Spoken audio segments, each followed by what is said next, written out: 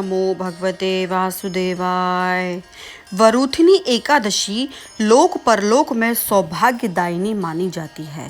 वैशाख मास के कृष्ण पक्ष की ये एकादशी सभी पापों को नष्ट करने वाली है, सौभाग्य और अंत में मोक्ष प्रदान करने वाली मानी जाती है। यदि कोई अभागिनी या अभागा इस व्रत को करे तो उसे सौभाग्य की प्राप्ति होती है। ये एकादशी 10,000 वर्षों तक तप करने के बराबर फलदायी मानी गई है। इसकी पौराणिक कथा इस प्रकार है। इसकी कथा के अनुसार प्राचीन काल में नर्मदा नदी के तट पर मांधाता नामक राजा राज्य करता था।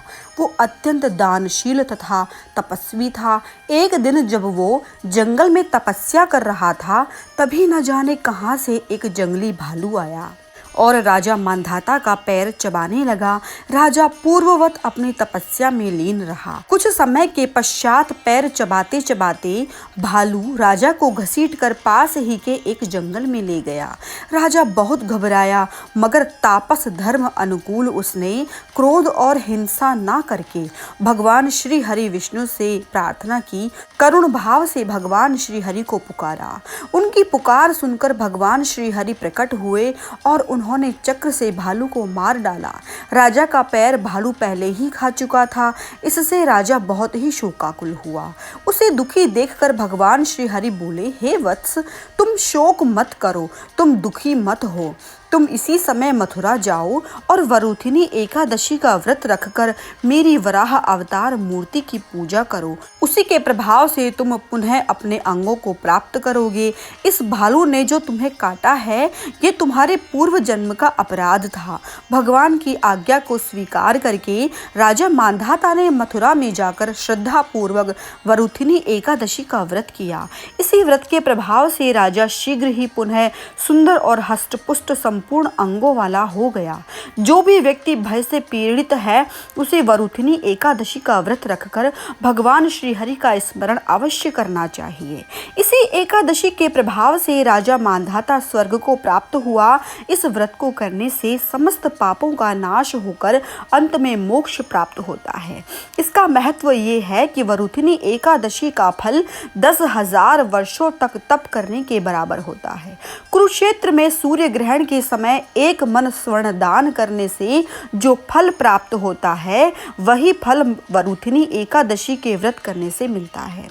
वरूथिनी एकादशी के व्रत को करने से मनुष्य इस लोक में सुख को भोग कर परलोक में स्वर्ग को प्राप्त होता है।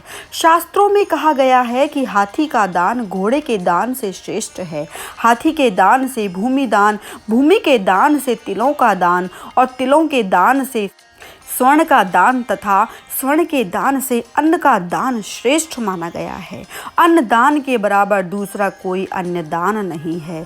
अन्न दान से देवता, पितर और मनुष्य तीनों तृप्त हो जाते हैं। शास्त्रों में इसको कन्यादान के बराबर माना गया है। वरूथिनी एकादशी के व्रत से अन्नदान तथा कन्यादान दोनों के बराबर फल मिलता है।